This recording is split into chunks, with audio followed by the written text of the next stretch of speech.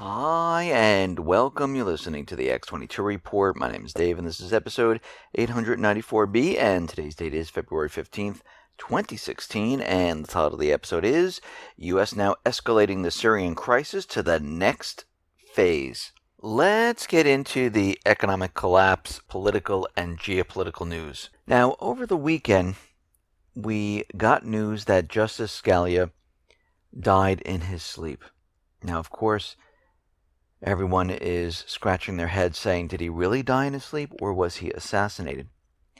And when we start looking at the facts of what really happened, we start to lean towards assassination. And right now, no one saw Scalia die. No one's come forward saying, yes, I saw him, he passed away, I was right there. So we don't know if it was natural or otherwise at this point. He was found dead in his bed by an unidentified ranch employee. Strangely enough, no autopsy was ordered. And within 24 hours, Scalia's body was moved to a local funeral home and subjugated to embalming. So right now, it's completely impossible to do any type of autopsy, because the embalming process removes all the blood, removes all the evidence, and everything is corrupted right now. Basically, conveniently erasing any tracks that poisons might have killed him. There has been no competent medical exam at all upon which the authorities could base a conclusion of no foul play. So, how possibly could they say this is natural causes? He's had no health issues prior to his death, and the county judge who pronounced Scalia dead of natural causes, she made the pronouncement without personally seeing the body, and based it solely on telephone conversations with a local sheriff's officer. Now we're getting reports from the Cibolo Creek Ranch, where Justice Scalia died.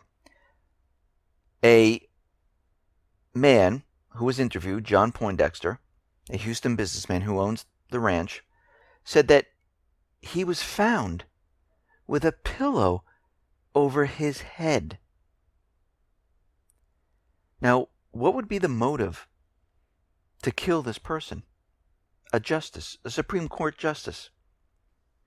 So let's go back in time a little bit. Remember Chief Justice Roberts, when he was looking at Obamacare and he said it was completely unconstitutional, and he continually said it was unconstitutional until one day he flip-flopped. Basically, maybe the NSA had something on him. They blackmailed him into reversing his original opinion. And of course, then he went away for 2 weeks on a trip outside the country. So Roberts ended up writing both the majority opinion and the dissent on the decision to uphold Obamacare, writing a polar opposite opinion days after having written the original opinion, striking it down, which then became the dissent. It was Justice Scalia, in fact, who insisted on keeping Roberts' name on the dissent of the opinion to draw attention to his sudden flip-flop. It is also well known that Ruth Bader Ginsburg, she was put in a position where Obama was trying to force her to retire so Obama could replace her. So when you look at the situation, it looks like they wanted an opening. Obama wanted an opening on the Supreme Court, and he wanted to get rid of either Ginsburg or Scalia and have them replaced. So he'd have the Supreme Court basically ruling in his favor, because there's a lot of cases that are coming up this year. Abortion, Obamacare, immigration. all different things are coming up, and we can see that by allowing him to nominate another Supreme Court justice, he can make the entire Supreme Court basically vote in the way of the government and not for the people. Scalia was like the last Supreme Court justice that was basically holding out and protecting the people of the U.S. And basically he's the one who, stepped up to the plate and spoke out about certain things. And we should all be a little bit nervous at this point in time. And we'll have to watch this very, very carefully as we move forward. Now, the FBI, as we know, out in Oregon, they're trying to convince us that LaVoy had a weapon. They showed us the drone footage. And then we have information coming out from Shauna Cox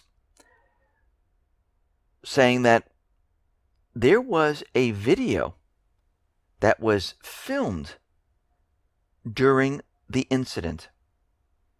They filmed the entire event on video. But the video was confiscated by the FBI. Cox also said she feels the reason they were ambushed by authorities was because they had many documents in their possession which show the illegalities of area land grabs, such as the Hammond case conducted by federal agencies.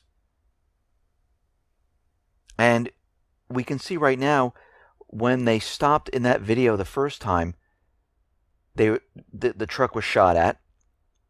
And when they were, again, forced off the road, the truck was shot at again. So they never shot at the FBI. The FBI opened fire on them. So we're seeing a whole different story from what the FBI and the government is trying to convince us of. And it's strange because we know all the FBI have cameras on the cars, on them, and we've never seen that footage whatsoever. And why don't they show us the entire video, or why did they have to confiscate it? Very interesting. And I would really like to see how that footage differs from the drone footage, which was edited and altered to make it look like, and actually if you look closely, it doesn't look like it at all, but they were trying to convince the entire community that this is what happened. And of course, through the corporate media, if they repeat it over and over, people start to believe it. But when we look at the evidence, we see a completely different story. And if they really wanted to prove the case, they would have shown all the other footage from their police video camera footage, from this other camera viewpoint, and they would put it all together and say, see, we told you. But if you notice, they didn't show any of that. And that tells us something. Now, out in North Korea and South Korea, we see that South Korea completely pulled out of the industrial zone.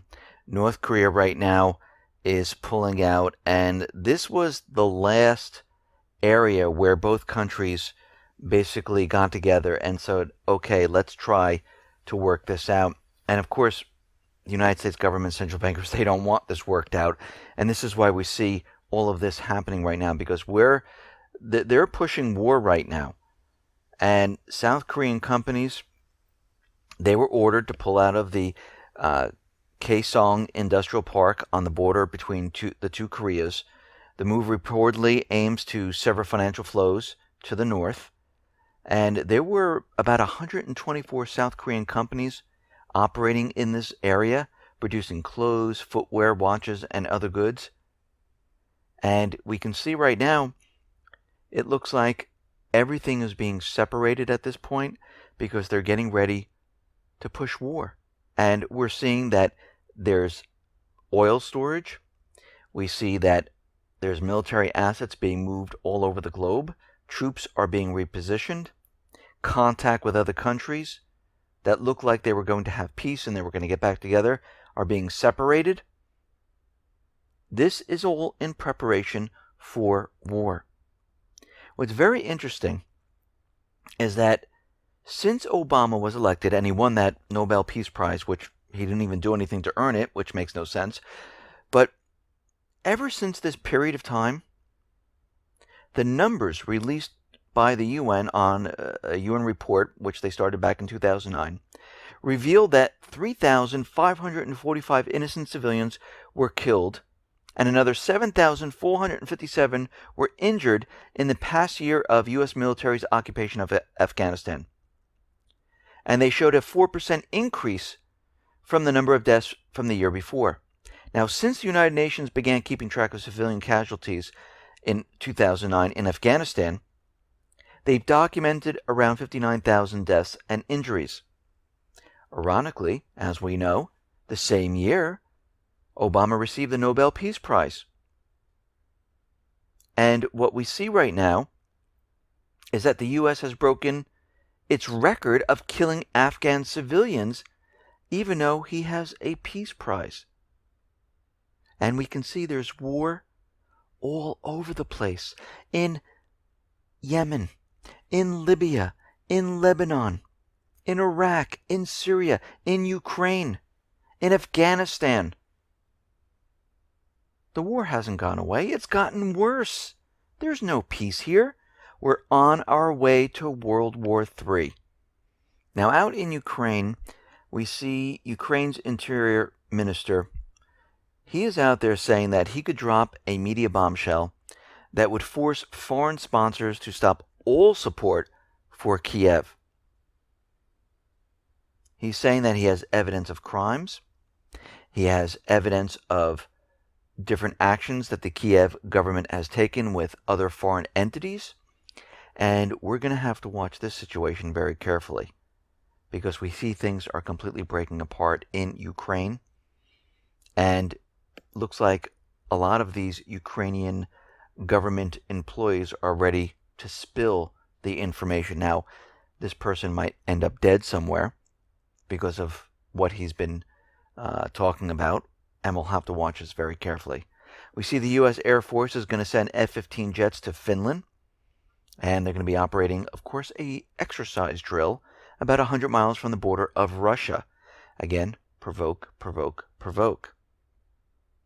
We see out in Libya, they have revised the lineup of ministers to try another unity government, and they're going to try to push this forward. We'll have to see what the parliament and the elected government has to say about this. And at this point, do I think they're going to go for it? Most likely not. Now, out in Iraq, we're getting information coming from a senior Iraqi security official that they have evidence that a U.S. helicopter landed in Abu Aram Palms of Fallujah City, and they had the Islamic State leaders board the helicopter. He said U.S. aircraft were flying over the region to protect the airplane, to protect the Islamic State leaders, and they took the leaders away from the entire area so the Iraqi armed forces wouldn't get to them. And he went on to say that the Islamic State commanders trusted the U.S. official and that they were assured that the Iraqi forces would not attack. Now, the situation in Syria is really heating up. Turkey is continually shelling into Syria, which is an act of war. We see that the Syrian armed units and paramilitary forces are moving into the Raqqa provinces. They're making huge gains. We see that authorities, they seized a vehicle loaded with large amounts of arms and ammunition in the western countryside of the southern province. The vehicle was headed to the terrorist organization operated in the eastern countryside of Dara province, and it looked like they confiscated 7 Israeli-made anti-tank rocket launchers, 62 shells, 128 RPG shells of different kinds, 43 120mm mortar rounds, 42 82mm mortar rounds, and 123mm machine gun bullets. And this shows us that they're continually trying to provide assistance to the terrorist groups. We see off the Greece coast, Greece's Coast Guard has arrested 2 heavily armed British men carrying more than a dozen guns and thousands of rounds of ammunition from Turkey. The 2 suspects were apprehended. They had about 20,000 rounds of ammunition and about 3,357 handguns. I mean, look what's going on here in this area. Now, we see that Putin and Obama, they were discussing the ceasefire. They were on the telephone, and they were, of course, agreeing, yes, we need a ceasefire. Now, remember, this does not include the Islamic State whatsoever. This just has to do with the opposition, the rebels. Of course, Russia doesn't know who they are because the United States doesn't want to give them a list of who's the terrorists and who's the opposition. And we know they only have a certain time period right now because the Syrian army, the Russian forces, are making huge gains in the country, pushing the Islamic State out. We have this ceasefire deal, and to the world, it has to look like the United States is pushing peace. In the meantime, they're funding the proxy forces, which is Saudi Arabia, Qatar, United Arab Emirates, UK, Israel, to get prepared and ready for a ground invasion. Now, can they just march in and say, okay, we're in Syria now? No, because the world will look at this and say, okay, look at this. They just invaded a country with hundreds of thousands of ground troops. So Turkey right now is continually shelling the Kurds across the border. Now, can this happen where it doesn't look like it's an act of war? No, it can't. Think about it. If Mexico or Canada were shelling into the United States, that would be an act of war. If a country bordering Germany was firing into Germany, that would be an act of war. If a country was bordering Israel and they were firing into Israel, that would be an act of war, right? But here, no one is saying this is an act of war, except Russia and Syria, and of course China. Now, this shelling has been going on for the 3rd day now. And this shows us that they're trying to get a response from Syria. Now, are they really attacking the Kurds? Well, we're getting information right now that Turkish artillery, they've been shelling positions outside of Azaz, and these positions are held by the Syrian army, not by the Islamic State, not by the Kurds. And these are direct attacks upon the lawful government forces of Syria right now. So Syria is demanding international action against Turkish aggression. They're saying this is a gross violation. They are bombing and shelling a sovereign nation. This is an act of war.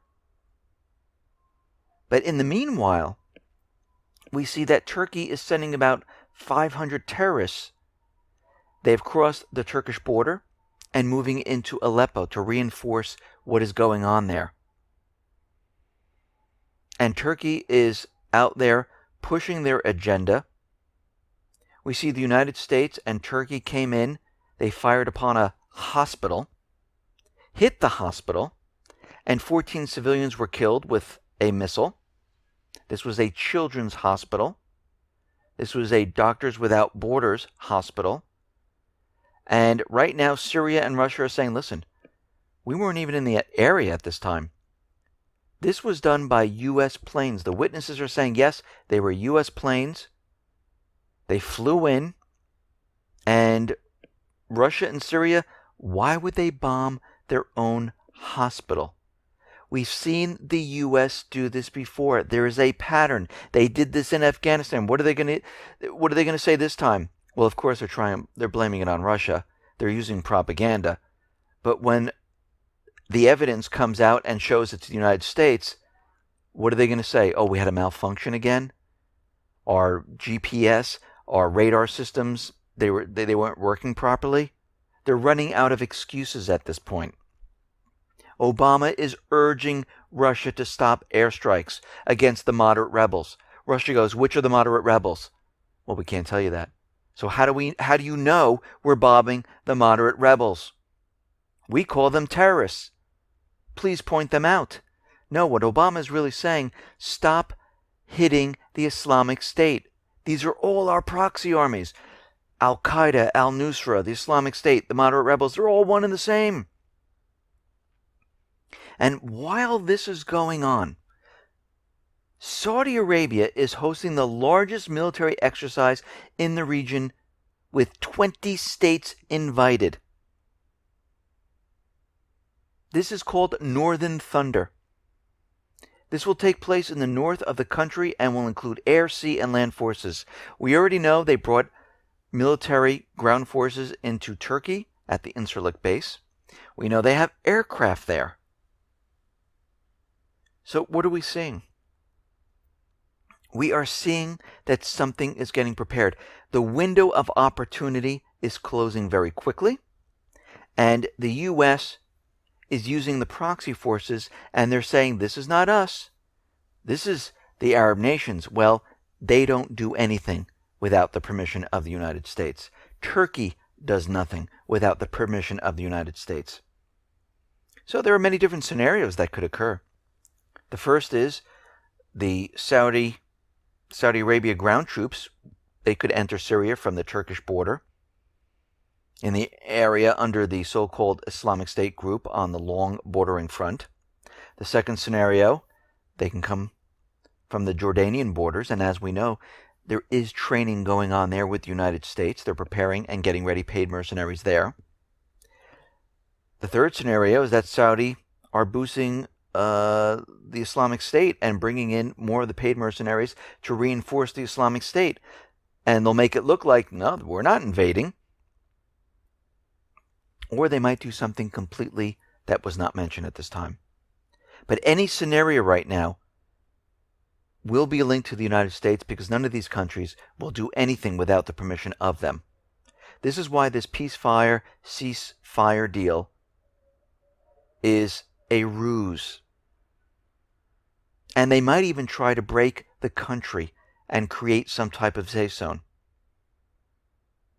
where they say, okay, listen, we have the refugees, we have this part of the country, this is no longer part of Saudi Arabia. They've been trying to push this for a very long time. We might be at the point where they're going to try to do this. The U.S. is calling on Russia to stop the escalation over Syria. They're also telling Turkey, please calm down here. So they're making it look good out in the public through lip service, but when you look at their actions behind the scenes, what are they really doing? They're preparing for a ground offensive. Ashton Carter was going around to all the coalition forces saying, listen, we need money, we need troops, we need aircraft, and we need everyone together on this. And this is what he's been putting together for the last month or two, actually probably more, about 2 or 3 months now. This has already been planned out. This has been prepped. The question is, how are they going to move forward now? What's their next step? Are they just going to allow the forces in? Well, that would look kind of obvious that they're invading a country. So they're going to need some type of an event. What this event will be, we don't know at this point. But it's going to have to be something big to convince the world of why they need to go into a sovereign country. Since Russia is doing the job, destroying the Islamic State, what would be their reason to go in? And this is what we need to watch out for. This is what's coming. Listen, everyone, thanks a lot for listening. Be well, be safe, and especially be prepared. Thanks a lot.